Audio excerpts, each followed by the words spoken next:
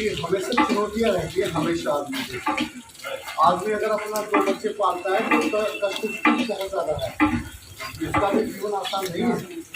और समाज को पालता है उसका भी जीवन आसान नहीं, दोनों का कष्टमय जीवन है। लेकिन अगर परिवार के बारे में सोचने वाला सफल होता है तो 2 बच्चों का विकास होता है। और यदि समाज को पालने वाले आदमी सफल होता है तो लाखों करोड़ों का जीवन सफल होता है।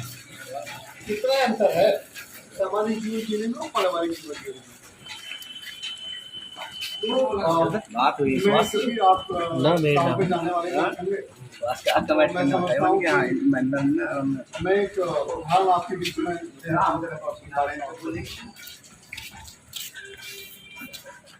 एक दक्षिण अफ्रीका है, वहाँ पर नेल्सन मंडेला राष्ट्रपति बने, हमारे गोली लगे हैं। वहाँ गोरों की सरकार थी, काले गुलाम थे और वो कालों का ही देश था, गोरे तो जाके बस गए थे। हाँ, तो गोरों ने सारा अधिकार कालों को छीन लिया, उन्हें गुलाम बना दिया। और जब भी कभी वो अधिकार मारे तो उन्हें फांसी को लटका दो या गोली से दी। लेकिन फिर भी लगातार काले तो एक दिन 35,000 लोगों को मारते थे, फिर भी काले खड़े हो गए। तो सरकार ने पूछा क्या चाहते हो, बोले शिक्षा का अधिकार, बोले एक संपत्ति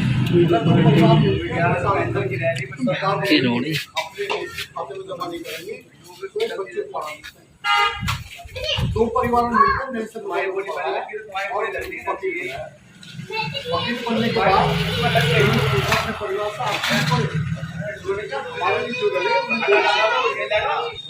तुम डरे क्यों तुम्हारे ज्यादा बेहतर। तो उनको ये ज्ञान प्राप्त हुआ कि मैं पढ़ा लिखा हूँ तो मेरी जिम्मेदारी ज्यादा है। तो उन्होंने तय कर लिया कि अब जो अधिकार मुझे मिले हैं, वो जो अधिकार गोरों को हैं, वो सारे अधिकार अब कालों को दूंगी। इसके खिलाफ आंदोलन किया तो गवर्नमेंट ने जेल में डाल दिया, 18 साल तक काल कोठरी में रखा, सूरज नहीं देखने दिया, पानी मांगा तो पेशाब पिलाया गया, खाना मांगा तो लैट्रिन आगे कर दी गई, उतना ही खाना पानी दिया गया जिससे वो जिंदा रहे। बस में से जाए हमारे खिलाफ जो उठेगा उसका ये हाल होगा। तो 18 साल में उन्होंने एक अधिकार प्राप्त कर लिया अपने परिवार को खत लिखने का। तो जो खत उन्होंने अपने परिवार को लिखे वो इतना डर था उन्हें, इतने उद्देश्य से भरे थे कि वो खत अखबारों में छपने लगे और मैगजीनों में छपने लगे। उनके खत को पढ़ कर लोग जागरूक होने लगे। तो एक महिला पत्रकार ने उनके आंदोलन शुरू किया और आंदोलन धीरे धीरे बढ़ने लगा और कुछ गोरे भी साथ आने लगे, क्योंकि हमेशा रहा है जब भी इंसान की लड़ाई लड़ी गई है तो विरोधियों में से निकल के लोग सहयोग में आ जाते हैं। इस संसार का नियम है। तो गोरे भी साथ मान लगे, लेकिन 24 साल गुजर गए। 24 साल के बाद गवर्नमेंट ने तय किया कि उम्र कैद पूरी हो गया, इन्हें बाहर निकाल दो। बाहर निकलने के लिए जज बैठे, 3 जज बैठे। तो एक जज ने कहा भाई कटघरे में खड़े थे नेल्सन मंडेला, कुछ कहोगे? वो चुप रहे। दूसरे ने कहा कि अपने बचाव में कुछ कहो, तो भी चुप रहे। तो तीनों तो दूसरे में बोले अरे तुम्हें हम रिहा करना चाहते हैं ना, आप कुछ कहते क्यों नहीं हो? उन्होंने कहा जहाँ गोरों की सरकार हो और गोरे जज हो, हम मुझे न्याय की नीति ठीक है। ऐसे आज भारत में जब संविधान विरोधी लोग हो और संविधान उन्हीं के हाथों में हो तो वहां से लागू होने की उम्मीद हमको नहीं। और फिर नेल्सन मंडेला ने कहा अगर रिहा करना चाहते हो तो मेरी शर्तों पर बाहर निकल के मैं वही काम करूंगा जिस काम के लिए आपने मुझे जेल में डाला। और इतनी बात कह के वापस जेल चला गया 24 साल के बाद में। ये बात पूरी दुनिया में फैली और देश में फैली। उसमें तो आंदोलन इतना बड़ा खड़ा हो गया कि सरकार के खिलाफ पूरी जनता हो गई और 27 साल गुजर गए। 27 साल के बाद जब लाखों लोगों ने संसद को घेर लिया तो सरकार घुटने पे आ गई और फिर टेक के माथा जमीन पर रगड़ कर बोली कि हमें मार मत, हम तुम्हारे आदमी को रिहा करते हैं और रिहाई नहीं, हम उन्हें अपना राष्ट्रपति करते हैं।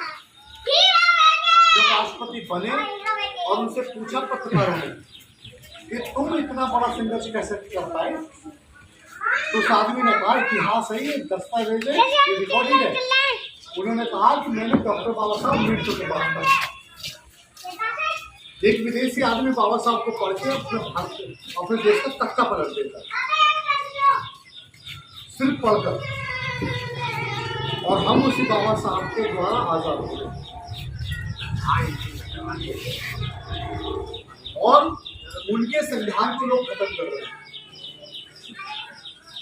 और आपको पता है उन्होंने कहा मनुस्मृति लागू करनी है। अगर मनुस्मृति लागू होगी तो आपका हर होगी रहेंगे, उसी कंडीशन पहुंच जाएंगे। हम पैसे के काम ना कर पाए, लेकिन हम कोशिश तो कर रहे हैं और आप भी कोशिश कर सकते हो। और कल कोई बच्ची पूछेगी कि पापा आप तो जागरूक थे, आप इस लड़ाई में क्यों शामिल हुए? तो पापा ये कैसा करेंगे? बेटा मैंने कोशिश की, लेकिन लोग नहीं जाने को नहीं चाहते। ऐसे हमारे बच्चे भी हमसे पूछेंगे तो हमारे पास जवाब है करने को। और कोशिश करने वाले लोग कभी हारते नहीं है, वो अपने पीछे निरंतर कुर्बानी करने वाले लोग छोड़ जाते हैं। आपने तरक्की से याद रखी कि आपने सुनी सबकी, आपने आपके पास में किसी भी बिरादरी का आदमी आया, आपने उसको पानी पिलाया, कुर्सी दी और आपने सुनी और आपने कुर्बानियां भी की। जितने भी बौद्ध भिक्षु मिलेंगे, जितने रविदासी मिलेंगे, जितने कबीरपंथी मिलेंगे, सब हमारे समाज के लोग बने। तो मानवता को जिंदा रखने में हम आज भी अग्रणी भूमिका निभा रहे पूरे देश में। और जुर्म के खिलाफ अगर कोई बोल रहा है तो हमारे समाज के लोग ये हमारे लिए गर्व का हम उनको ये बोले हमें काम करें बिल्कुल। और लगन में वो जब हम एक दिखाई देंगे भैया और एक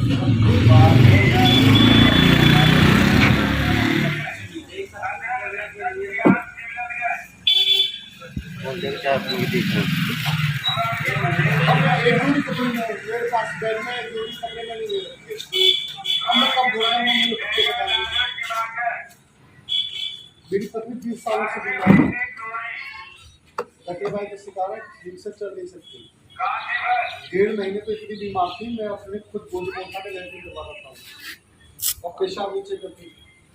सुबह को बेटी की शादी हुई नहीं थी, सुबह को खुद 2 टाइम की रोटी बनाना और उगरासी से हापुड़ आना, रात को 11 बजे 12 बजे जाना और फिर शाम को उठा के डालना, फिर सुबह को वही काम करना, लैट्रिन करवानी, कपड़े धुलने, नहलाना धुलाना, झाड़ू पोछा करना और समाज के बीच में 1.5 महीने में ये काम किया। और उनको साल में 1 आध बार ऐसी कंडीशन हो जाती है। मेरे पास समस्या है, मेरा बेटा घर छोड़ के चला गया और एक बेटा अपने पास में रहता नहीं, वो कामकाज में रहता है और कोई करने छीनने वाला ही नहीं है।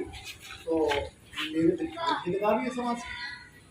लेकिन मैं समझता हूँ कि मैं जो आज जिस बात हूँ बहुत लोग कुर्बान हुए हैं, प्रस्ताव को खड़ा कर दें, लोगों ने अपने घर में जिंदगी पैसे देते हैं, एक कटोरा आटा करें, 1 कटोरा गेहूँ दिए और मेरे ही विरासत के एक आदमी रैली में जाने के लिए अपने प्रांत भेज बर्तन तक भेज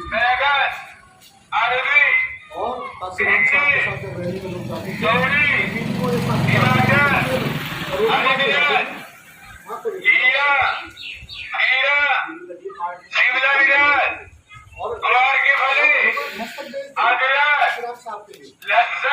बेटी की शादी के लिए सगाई के लिए और सगाई बोले सगाई आगे कर लेंगे, सगाई डाल दी और काशीराम साहब। आज भी ऐसे ही समाज की आवश्यकता है, जो हमारे प्रकाशी से खाना न मांगे, पैसे न मांगे, गाड़ी न मांगे, जल्दी से आगे संबंध न मांगे, गाँव के न मांगे, ऐसा ही समाज अपने अधिकार छीन सकता है। नेता भी तो ऐसे ही बिल्कुल ये है कि 80% धन भीम आर्मी को आजाद समाज पार्टी ने डोनेट कर दिया। खरबोपति है ये। अगर ये नहीं थे ना भीम आर्मी के साथ तो पैदल थे चंद्रशेखर आजाद। इनको जो हवाई जहाज में उड़ाया ये जुलाई के रहने वाले, इनको जो हवाई जहाज में उड़ाया चंद्रशेखर को और एक ही दिन में 4 फॉर्च्यूनर गिफ्ट कर दी और भीम आर्मी को 4 स्कॉर्पियो गिफ्ट की। 80% भाई ने डोनेट कर दिया। तो ये आदमी को हक नहीं है समाज का काम करने का। अगर बाबा साहब को सयाजीराव गायकवाड़ ना मिलते तो बाबा साहब देश में पढ़ पाते। समाज में चलने वाले लोग और चलाने वाले लोग दोनों होने चाहिए। अब मुझे खाना खिलाना ना खिलाए समाज तो मैं समाज में जा सकूँगा? समाज के लोग ही मुझे रोटी खिलाते हैं, कोई मेरे मोटरसाइकिल में पेट्रोल के पैसे भी देते हैं, जिसको लगता है कि भाई तुम आए हो मदद करते भी नहीं, लेकिन उनकी संख्या कम है। मैं जब 4 गाँव घूमता हूँ जब 1-2 लोग मिलता है जो मेरे दर्द के बारे में पूछता है। और जो पैसे वाले लोग हैं वो कहते हैं पागल आदमी, पता नहीं इसकी दिमाग में करते हैं, उनकी अपनी सोच है। तो जैसे आप होंगे वैसा आपका नेता हो जाएगा। ईमानदारी की शुरुआत आप खुद से कर सकते हैं। अगर आपने किसी को खाएंगे पिएंगे नहीं तो नेता भी भूल में चलेगा, नहीं चलेगा तो गिरवान पकड़ने की हिम्मत भी आ जाती है।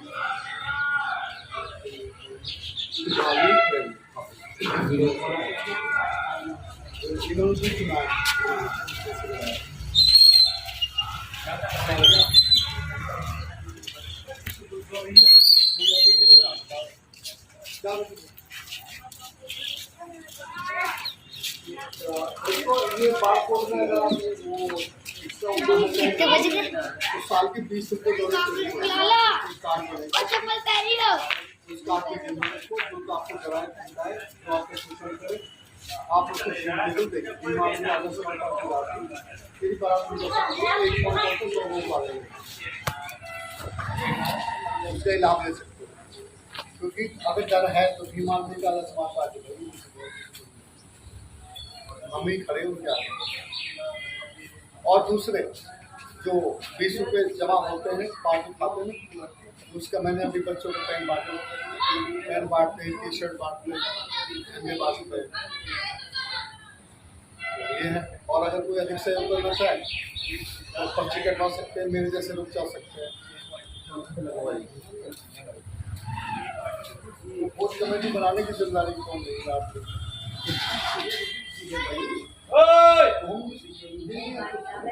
और भी आगे कर सकते हो आप, एक अलमारी का किताबें रखो, किताबें भी और 2 घंटे ऐसी व्यवस्था है 2 घंटे जो हमारे राज्य में पढ़ने की संस्था जो 2 घंटे यहाँ पा कर देना है और को शुरुआत करनी पड़ेगी आपको।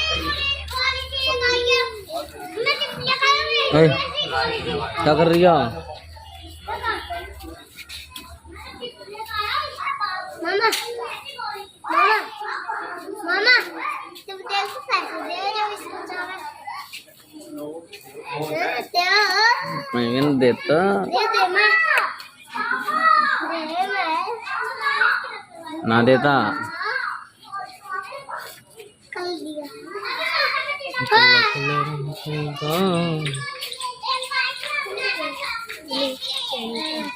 बस बंद कर।